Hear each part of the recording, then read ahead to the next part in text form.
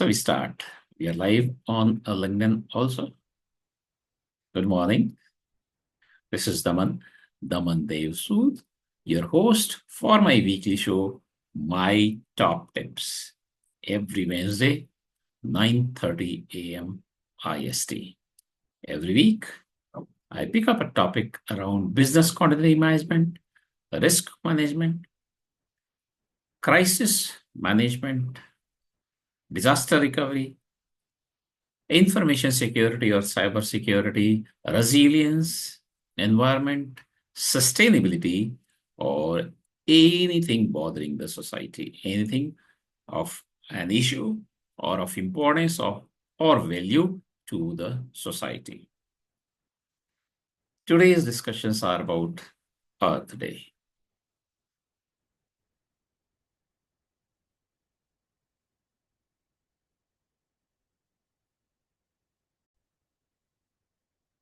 And I'm saying Earth Day every day.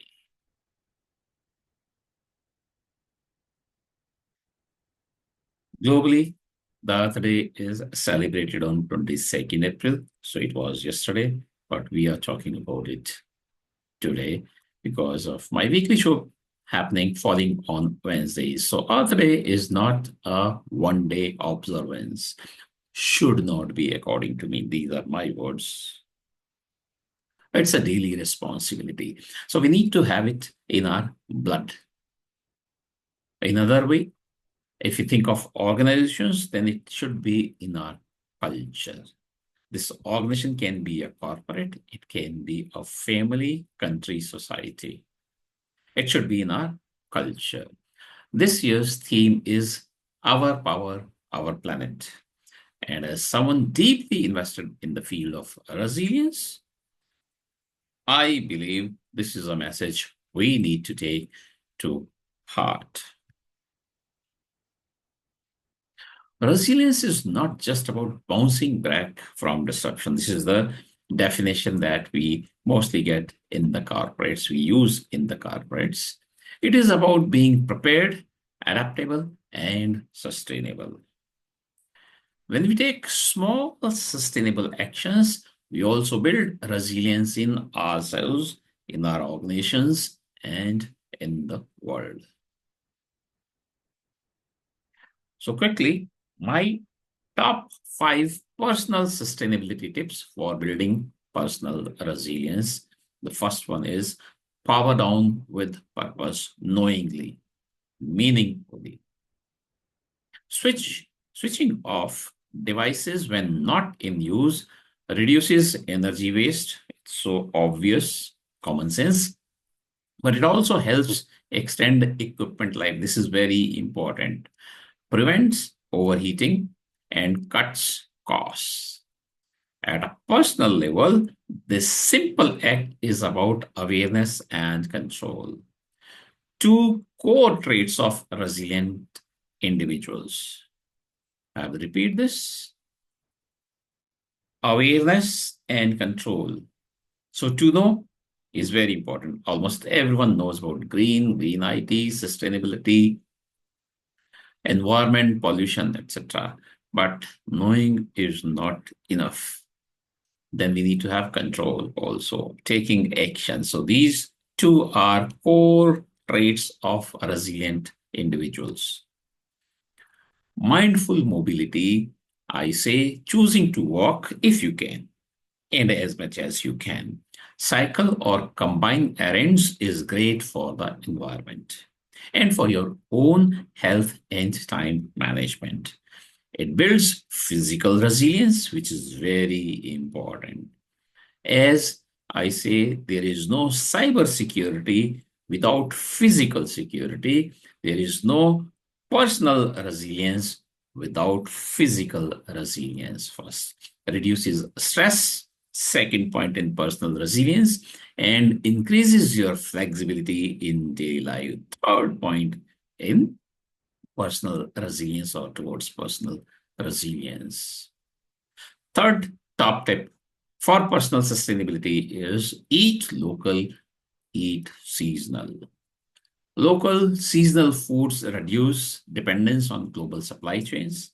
So we come to supply chain or third party risk management also, which is a big topic.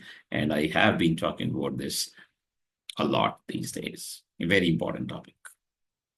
Making you less vulnerable to shortages or price spikes. It is a form of food resilience and it supports the resilience of your local community and farmers. I would like to draw your attention towards this book, 50 plus edible adventures for families, published about a year ago, available globally, written with the help of my wife. Projects your kids can make and eat. 50 projects, fruits, vegetables used, procured locally with almost no wastage. These projects are eatable and are eaten at the end of the day. Raises personal resilience to a great height. Refuse before you recycle is very important. By refusing what we don't need, whether it is plastic, paper, or promotional clutter, we make better decisions. We reduce stress and distractions. Resilient people know how to filter what is truly necessary and live intentionally. Once again, very important point. To filter, to know what is truly necessary and live intentionally. Extend the life of your equipment. Think before you replace. This is what I have been doing with my phone, my machines, desktops in the past, and laptops now. Extend the life of your equipment. That is towards resilience and sustainability. The fifth and the last tip I'm going to give is green your inbox and digital life. So it's not outside what is visible as plants, etc., but what is digital hard. That also needs to be greened. Deleting unnecessary emails, just look into your boxes, please. Personal as well as official. Removing unused apps, once again, look at your phones, please. And reducing screen time protects your mental space and supports cyber hygiene.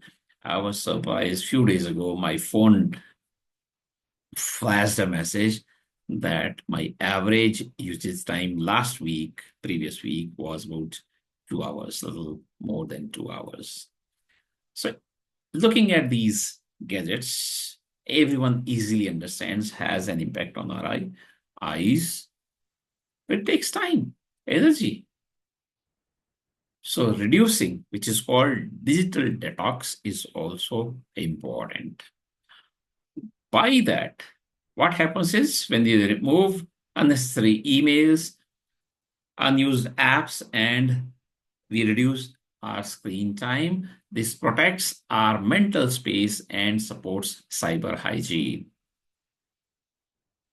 If I can live without a desktop, a laptop, or a phone, that's the best situation. To keep it safe, there is no cyber security without physical security. And then to use minimum. Automatically, I'm moving towards more cyber secured space personally. So this is what we all need to do.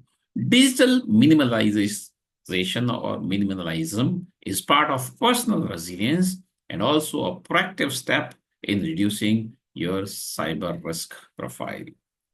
In the last 2 weeks, I delivered 2 sessions for the wives of personal army personals and army officers and for the army officers. And when I was discussing those cases, cyber cases, frauds, digital frauds cases, it came out that it happens or can happen to them also, to army people as well. So it can happen to everyone, you and me as well. We need to be aware, we need to be secure. Reducing is one of the best steps, first steps. These are not just eco tips, I would like to say. These are resilience building habits that give you more control, clarity, and capacity for whatever life throws at you. In the beginning, I said that it had to be in our blood, culture, habits over a time become culture. So we need to develop these habits. Coming to the second part of the discussion today, my top tips, top 5 tips for organizations, which will help them to move forward upwards in operational resilience and sustainability. The first one is to run a green audit. If I do not know where do I stand, I cannot move to that point where I want to be, or I can't set my goals appropriately. So in some other discussions, we'll talk about the SMART goals. Our goals, objectives need to be smart. But first step is to know where we stand. So run a green audit. Understanding your resource consumption, which may be energy, waste, travel, is a first step toward optimizing operations. It helps you identify vulnerabilities and dependencies, which is essential for both environmental and business resilience. My recommendation is to link this to your ESG program, but keep in mind, avoid greenwashing always. That's not good at all. We know even corporates have been doing this, so please do not do that. Second tip is think digital, but don't overdo it. Technology helps, there's no doubt about it, but use it mindfully. Yes, go paperless, but also manage digital sprawl. In personal tips, I had said digital detox, reduce your digital time, online time. So this is valid for organizations also. Old files, outdated backups, and unused software increase risk and drag. This is towards cybersecurity also, by the way. Streamlining systems is part of maintaining a lean, responsive, and secure organization. Encourage hybrid work and local hubs. Less commuting reduces emissions, but also enhances employee well-being and adaptability. We learn, the whole world learned this most during COVID-19 pandemic. Organizations that offer flexible work models are better able to respond to disruptions, from fuel shortages to natural disasters. But a big warning here is to be aware of big risks associated with home or remote working. There are. I've written about this in past. I've talked a lot, and I'm happy to discuss this point with anyone, with individuals or organizations. There are big risks in working from home or remotely. We should be aware of those also.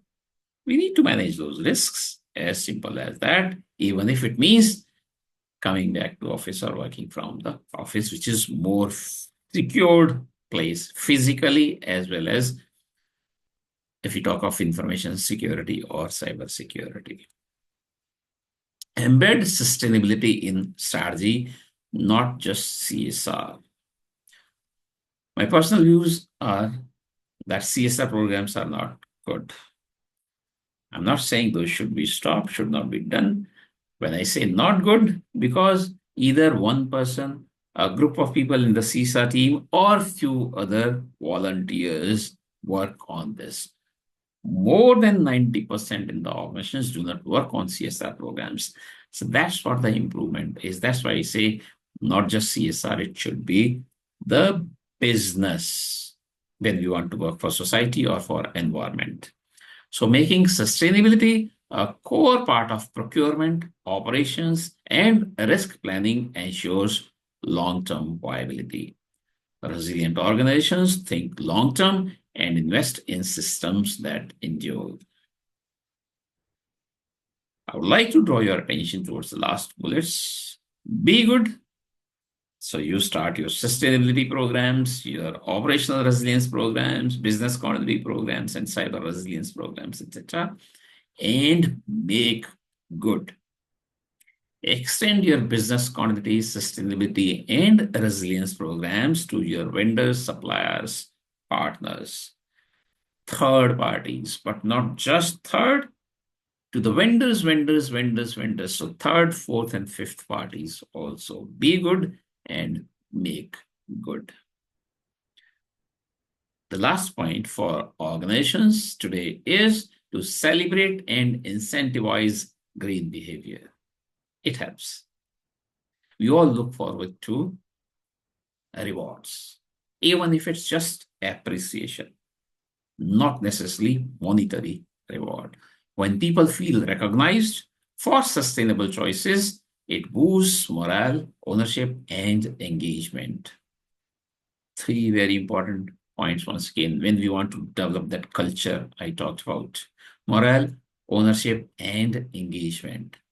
That is culture level resilience, where good behavior becomes embedded in the blood once again and self sustaining. And resilience has to be at every level. So, here is what I want you to remember: that resilient people make resilient organizations.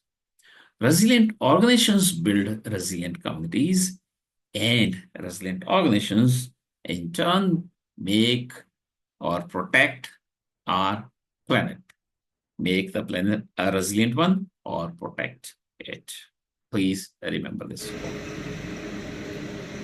Every time you speak of life, choose to walk or clean your cup or plant a sapling, do not just help the planet. Really stronger, more mindful, more prepared, more meaningful, more respectful, and constructive. Very important idea. Across globe, tree plantation, right?